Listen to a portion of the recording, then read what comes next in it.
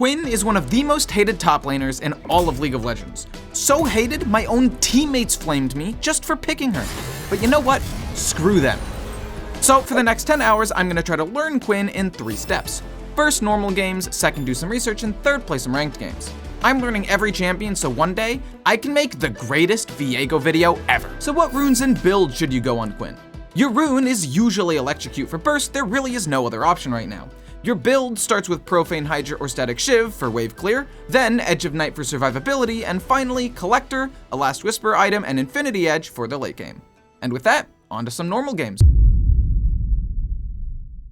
And for my first Quinn game ever, I was placed mid.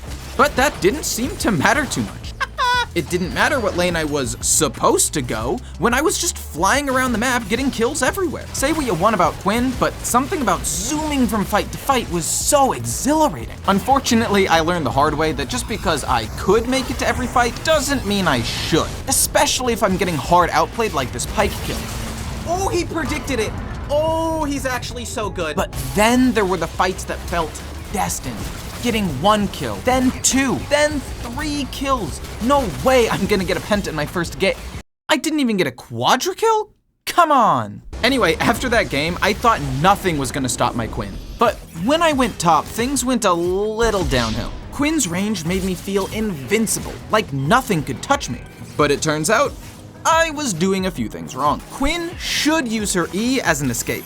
Using it as an engage left me defenseless in most situations. I played too aggressive top. I need to use my E to disengage rather than go for short trades like that, I think. Excessive roaming did lead to kills, but it cost me CS and even my tower. I had a bit of a problem getting caught out, so using Quinn's W for vision would help a lot, and I kept trying to one-shot everyone late game, which did not always work. But after learning these lessons, I instantly improved. Playing slower, using my E to create space, and solo killing the enemy Riven. Using my range to zone Riven and wait for her to make a mistake. I didn't even need to flash. Pushing before I roamed so Riven couldn't take my tower like the Irelia did. And finally having the confidence to carry my team.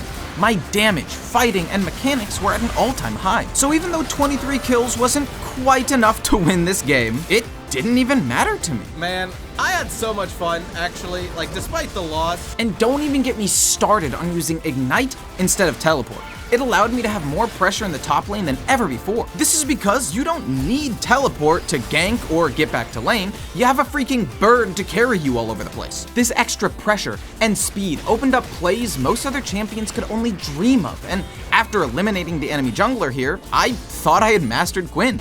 Sure, there was still the occasional facepalm moment, but I don't think I've had this much fun on a champion in a while. Holy shit! Sadly, all that fun had to come to an end. I might love Quinn. I'm not gonna lie, this might be awesome.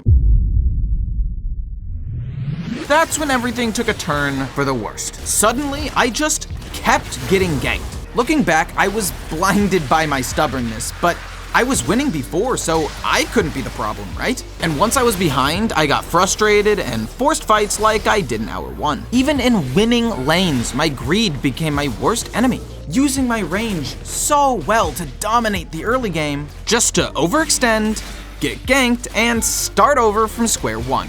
You can watch in real time as my gameplay went from tactically using my range to win lane to getting tilted and trying to fight too much. And this last play is probably one of the most embarrassing ever. Just running in a straight line, getting hit by every male ability, and dying. I just couldn't figure out why my aggressive plays weren't working anymore. It may have worked before, but now something needed to change. Because if I keep playing like this in ranked, I am fucked. So I did some research on YouTube and here's what I found. 1. Use your passive. A lot of Quinn's damage comes from her passive, so you want to try to auto-attack between every ability. 2. Max your W first. A lot of people asked me on stream why I didn't max my Q first, and it's because Quinn's W gives you attack speed and movement speed for more total damage. 3. Quinn's E can go over walls. It's niche, but it can save you in a pinch sometimes. 4. Quinn's E can also stop some abilities like Smolder's Fly. This can be used to secure kills or stop the enemy from engaging. And 5. Build Edge of Night. Blocking one ability could be the difference between a kill and a throw, which I didn't realize before.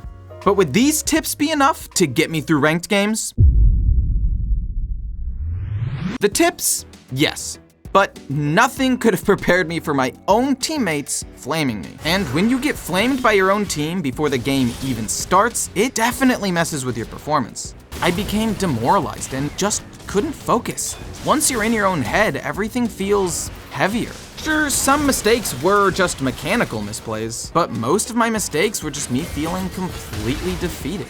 I wasn't flamed every game, and there were a few games I actually had fun, even pulling off some sick plays and almost surviving some super close fights. I personally knew I was improving. It's just the narrative around Quinn is she's a bad team player and a cringe-ranged top laner.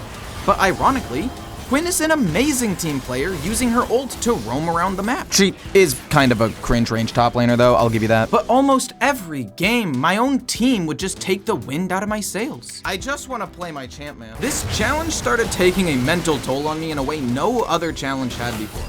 Some champions were hard, some champions were boring, but Quinn was just hated by everyone. After a while, you start to think, maybe you are the problem. No, what I needed was a mental reset after all this toxicity. If only there was something I could do to stop getting flamed for picking Quinn top. And that's when it hit me. Maybe I shouldn't be playing Quinn top at all.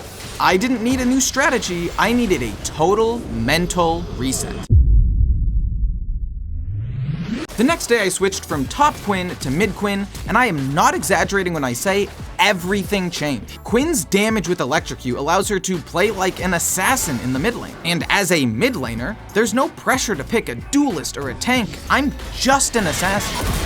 I also wasn't getting flamed anymore, and I was actually able to play the game I wanted to play, which led to some pretty good games for me. But the best part was being able to use Quinn's ult to easily roam around the map. Suddenly, I could kill bot, get some minions mid, and then run top for another kill. Quinn felt completely unleashed, and I was just getting started. Because this last stretch of games was one of the most dominant I have ever had, all building to that one beautiful word.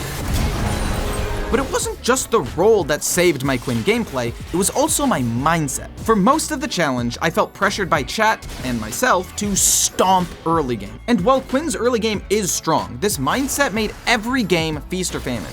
Either I won hard or lost harder. I had definitely improved since the beginning of this challenge, but when I saw this graph, everything just clicked. This is Quinn's win rate by game length. And you may notice that her win rate actually goes up the later the game goes. I realized I didn't have to force early plays to win games. Sure, it's nice to win lane with my early range and damage, but Quinn's true strength is her ability to make plays mid-game and late game with her incredible mobility.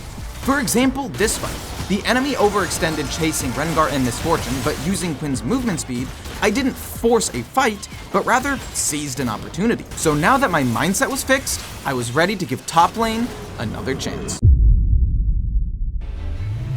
And all of a sudden, the challenges I faced earlier in the top lane weren't as prevalent anymore. Waiting for the opponent to overextend worked just as well top lane as it did mid lane. I just had the confidence to go for more plays now. I stopped caring about the toxicity too because I knew I was good enough now. I didn't need to prove anything to anybody. My tilt from earlier came from a place of insecurity. If my team didn't believe in me, I just didn't believe in myself. So in my final game, when we were losing 1-7, I knew we could still win. From solo killing the enemy top laner, to roaming to a huge dragon fight that basically saved the game, to eventually carrying the final fight of the game and getting a pentakill. Something I never would have expected to do at the start of this challenge, especially after how the first few ranked games went. Just goes to show, a little mental reset can change everything. Holy shit! Okay, worth. Oh my god. So play Quinn top.